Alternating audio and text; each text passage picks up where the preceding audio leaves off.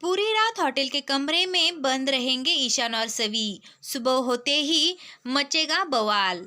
ईशा रामटेक चली गई है, उसके जाते ही शांतनु उदास हो गया है। ईशा ईशा उसे वापस भोसले हाउस वापस लौटने के लिए कहती है, लेकिन वह जाने से इनकार करती है।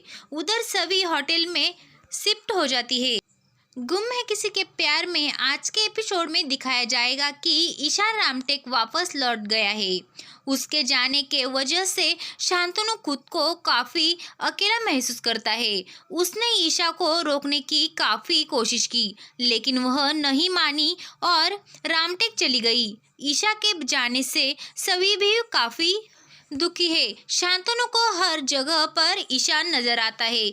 वह बार बार उसे किसी न किसी बहाने से फोन करता है। ईशा शांतनु को कहती है कि वो भोसले हाउस कब जा रहे हैं। शांतनु जाने से साफ मना कर देता है।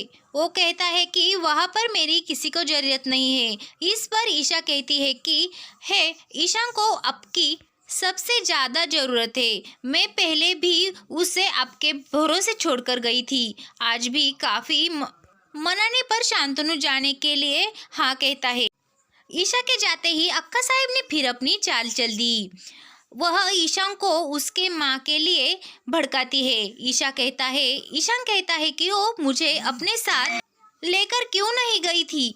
अक्का साहेब उसके झूठ बोलते ही कि हमने बहुत कहा था कि तुझे अपने साथ लेकर जाए, लेकिन उसने अपने करियर के आगे कुछ नहीं देखा।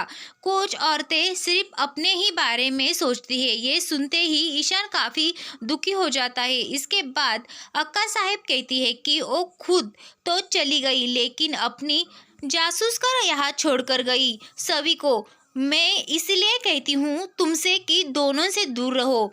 ये सुनते ही ईशान कहता है कि वो सिर्फ मेरे कॉलेज की स्टूडेंट है, इससे ज़्यादा मेरे उसके साथ कोई रिश्ता नहीं है।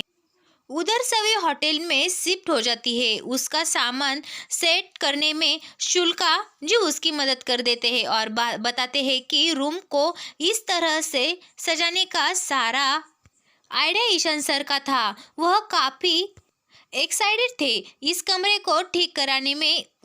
इसके बाद जब सभी कमरे का दरवाज़ा बंद कर देती है तो वह अंदर से बंद नहीं होता।